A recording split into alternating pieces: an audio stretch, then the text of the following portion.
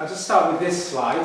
Many of you may have seen this slide before. It's a King's Fund slide, a depiction of the NHS, and if you ever have an opportunity to look at the small little video of it, I'd encourage you to do so. It's a nice sort of walkthrough really of how the NHS and its myriad is structured. And as we've heard from other speakers, it is undergoing a huge amount of change. Certainly, we've heard, and I think as David was saying earlier, GPs, single practice GPs are just not going to probably be there in the future. You're going to see things like vertical integration, foundation trusts, offering these services as a whole package. So in a way, they'll be taking on all the risk, but also potentially all the profit that they could get out of it. So there's lots of change going to be happening in the NHS. It could be worse.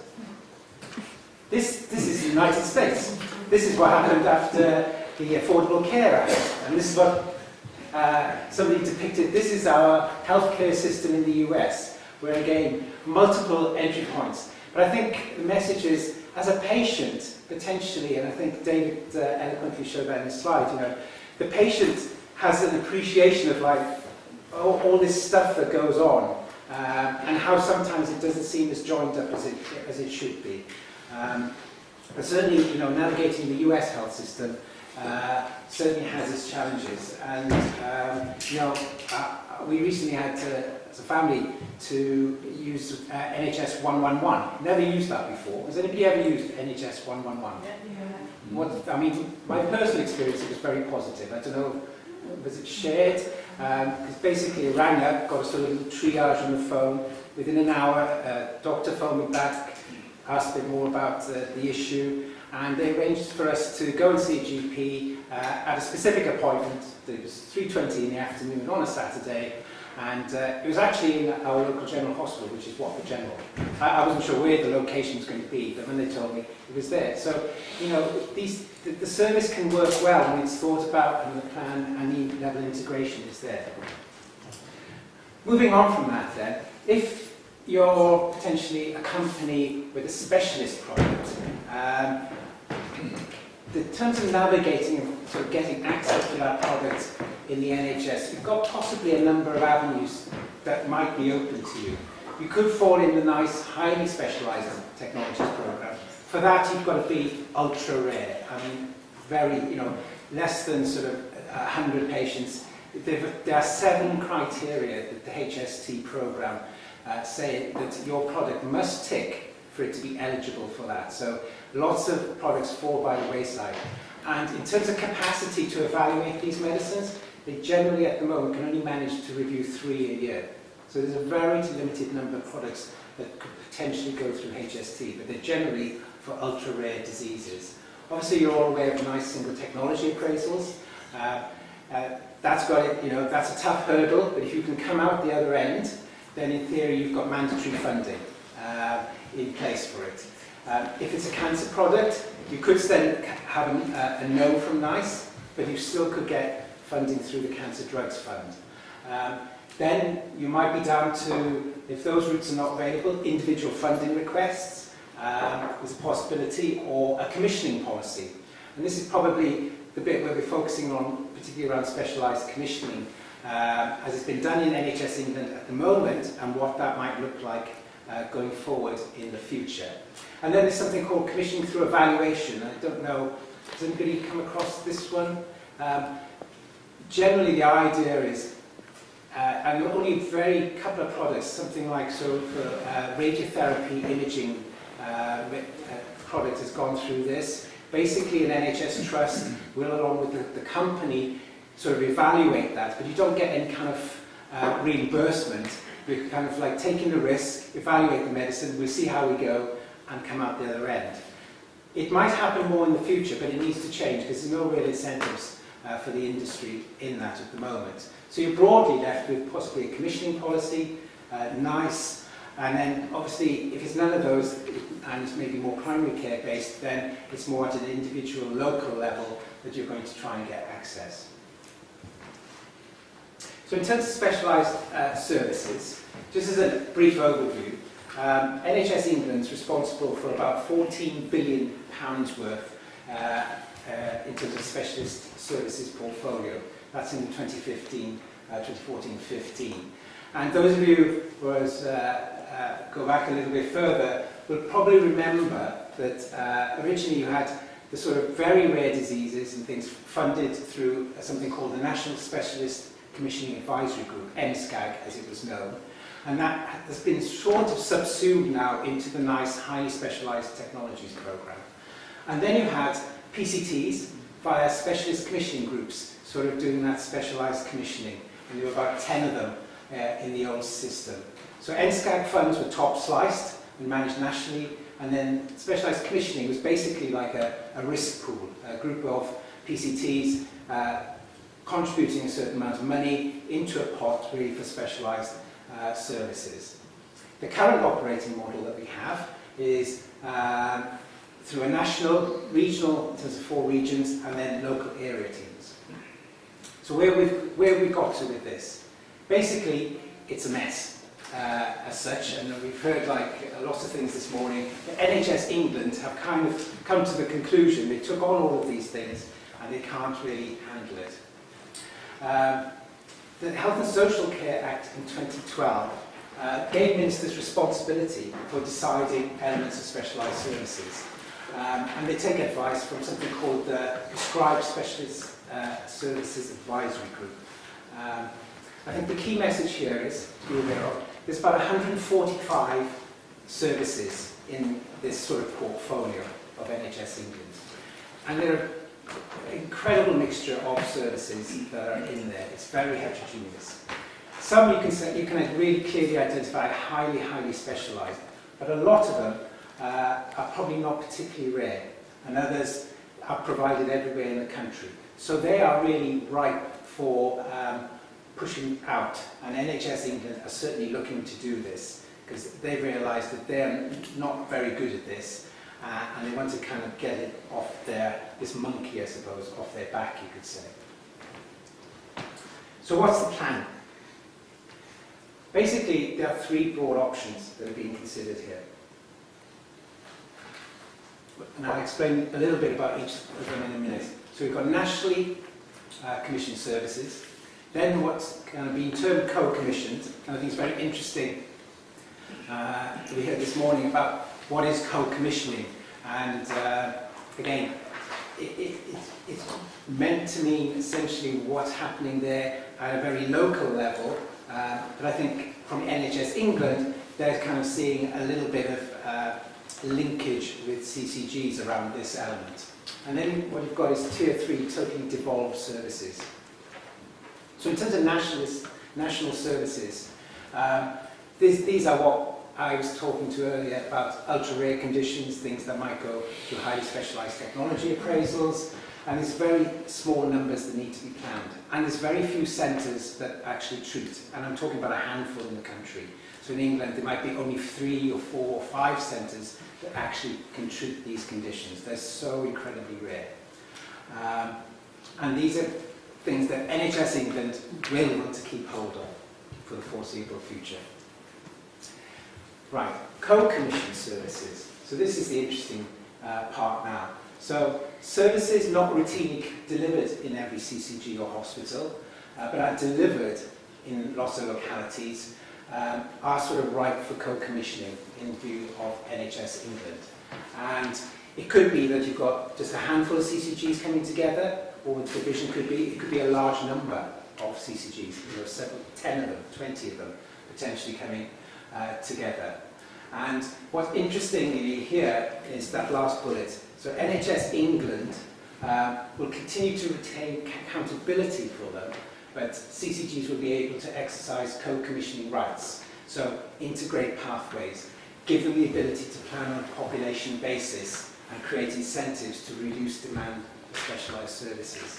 And the kind of population we're thinking about here, I know we were talking earlier about very small practices. This is at a population level of probably 1 million, 1.5 million is what we're talking about here in terms of specialist services.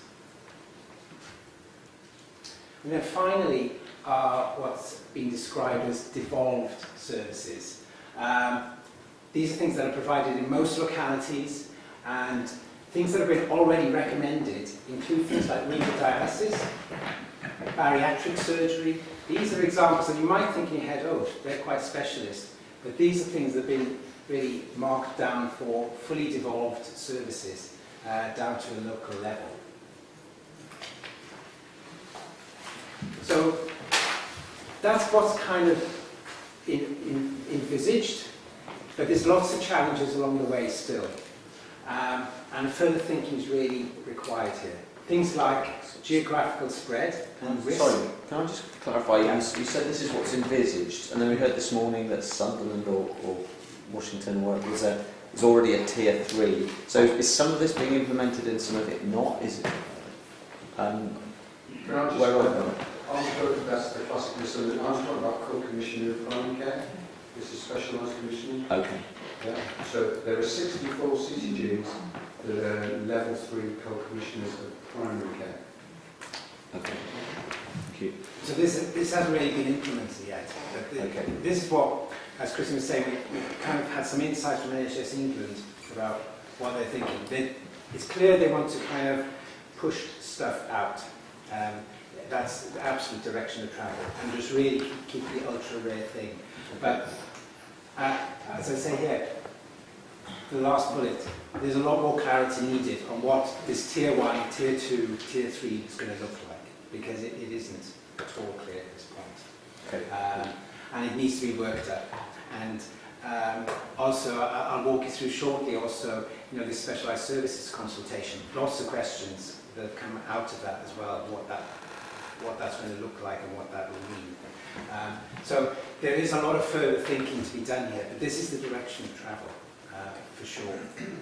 And, the proposal is that for 2016-17, there's going to be, 15-16 is going to be a notional budget allocation at CCG level based on an expenditure baseline. Then there's going to be a needs-based target formula developed, and then maybe a unified budget from 2016-17. A lot of the details still to be worked out as such, and I'm not in a position to kind of comment any further. This is probably as much as we know, unless Christine knows a bit more than me, but this is our understanding at this time. Okay, so that's kind of some context. I thought it would be helpful just to bring you up to speed on this consultation that's just closed at the end of last month on sort of specialised services. There was a big consultation by NHS England, and I think a lot of pharmaceutical companies would have responded to this, I'm sure, and a lot of industry groups, ABPI, etc., responded to this. It's not quite clear when this will report yet, but we'll share some of the thinking, the process they want to put in place here, and also some of the questions that have arisen through this consultation and things that probably a lot of companies have put forward in terms of questions. One of the really interesting things that's made very clear in this consultation is that in prioritising treatments for specialised commissioning in the future financial year, there's a hierarchy, a sequence of priority in terms of funding. So they call them orders. So there are 4 orders. First order is basically anything that's a nice technology advice, a TA. So that's a mandatory funding, comes with it. So they have to find the money for that, or one way or another. The money has to be found to fund those. Then there are things they call second order in terms of priorities, NHS constitution delivery, such as things like 18-week waiting targets. Third order are things maybe to support national service strategies, e.g. increasing access to transplantation. And then fourth comes all other specialised service developments. Now, it's quite possible, by the time you've done the first 3, there could be hardly any money left in the pot. And that's a real risk, but that's the pecking order that's made very clear in this consultation. And as you, just for clarity there, Cancer Drugs Fund sits outside of all this. Okay, in terms of the process that NHS England proposed for sort of evaluating a new medicine or a new technology device for sort of commissioning policy.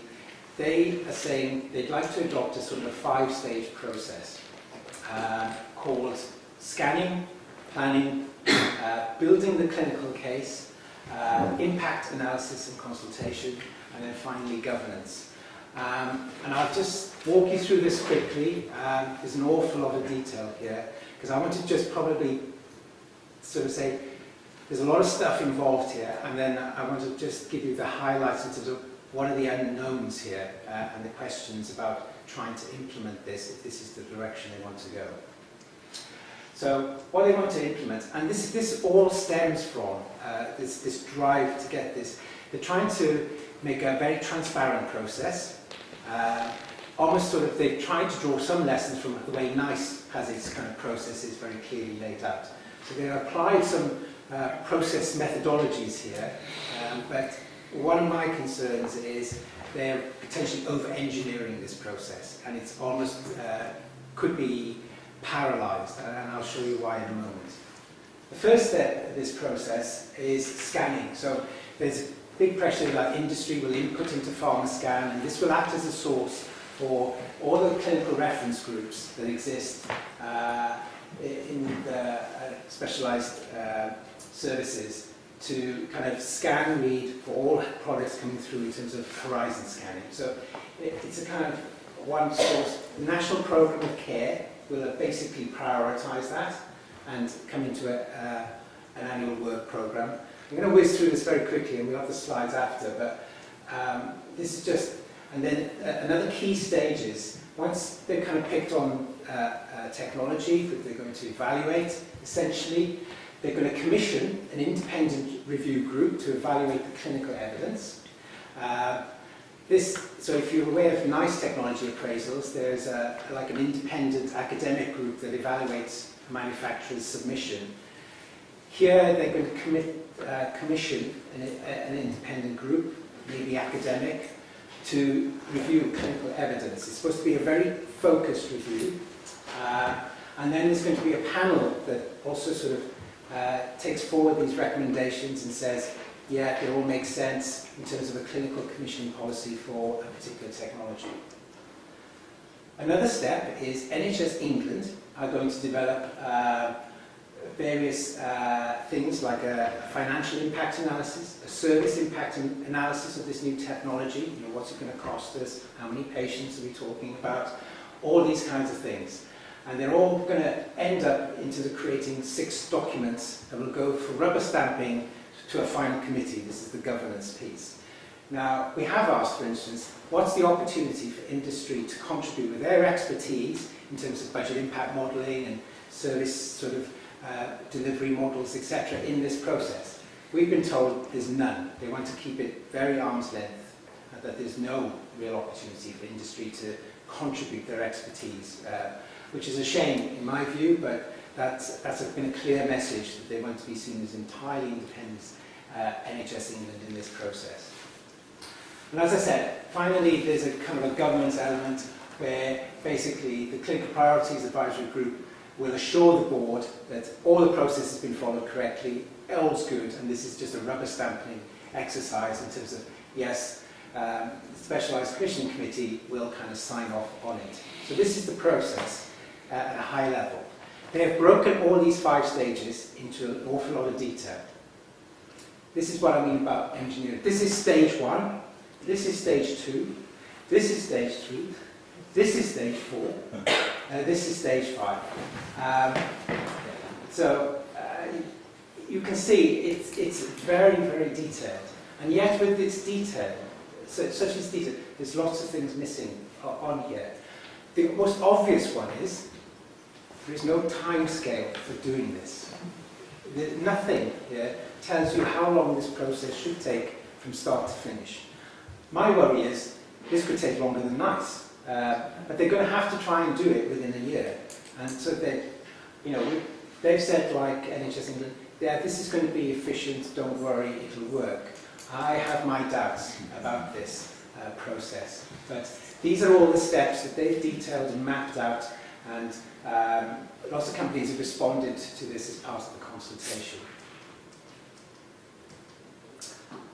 So, some of the key issues just to cover for you from this piece. What does it all mean? So, as I said, timelines, industry supporting NHS England, no.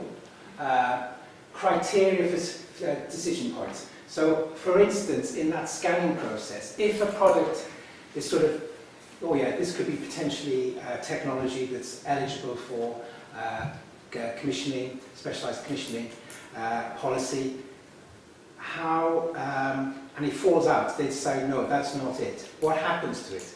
Or say something comes in and it's an in-year service development. What qualifies a technology for an in-year service development? What's the criteria? That's not defined. Again, should there be different criteria for rare and ultra-rare diseases, differentiating those to some extent? There's no real discussion there. It's all meant to probably lump all technologies together. And it doesn't really talk about disinvestment either. A process for like maybe obsolete or things that we've been used for 10, 20 years and actually have no real value or evidence base. What's the thing about disinvestment? Again, that's lacking. Equity.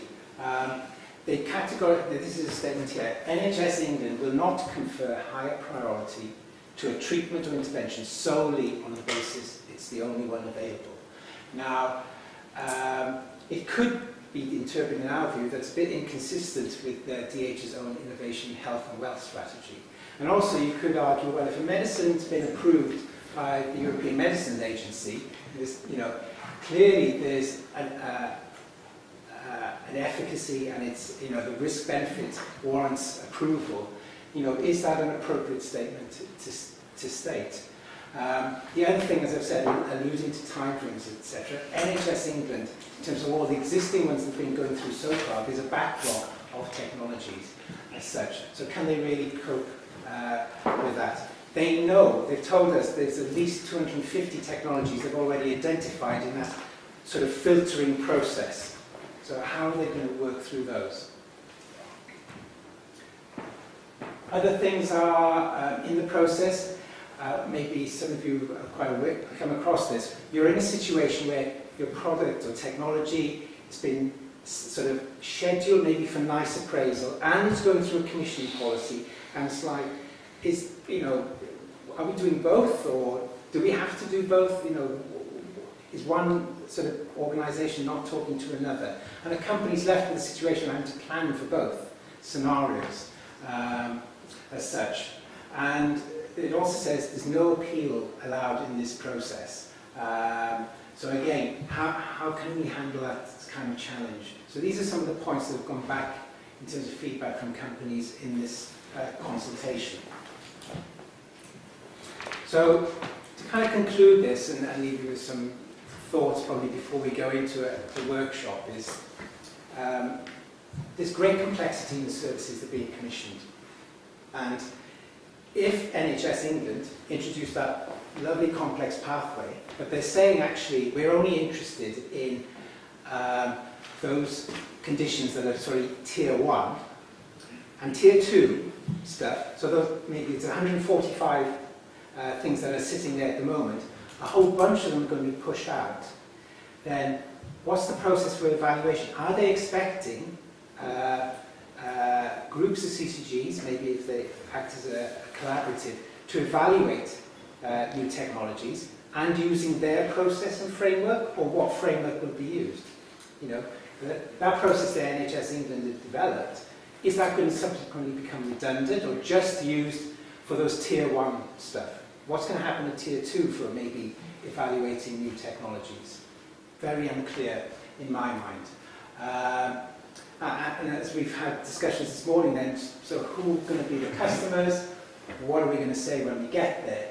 So with the things potentially going to be pushed out of NHS England, a lot of specialist technologies and specialist conditions, what is the landscape going to look like? And what's going to be the process for evaluation, and what support will there be for those CCGs are they going to end up a little bit like we had with specialised commissioning groups, 10 of those? Are we going back to that? What is it going to look like in the future? And I think that's probably something maybe is going to be a good starting point to bring together in our workshop for further discussion, as well as trying to think about some of the things we heard this morning. So specialised commissioning as such is going to change. NHS England have decided it's not for them, apart from just the ultra rare stuff, just a handful of those. We can cope with that, but the rest of it we're just going to push out. But how's that going to work? How are they going to provide the funding for that? How are they going to allocate that? How's that going to be set up? What's the process going to be in place for maybe evaluating new technologies? Is that going to be left to the individual groups that you end up with at a regional level? Are they going to be expected to adopt the NHS process that's been out for consultation? Lots of questions.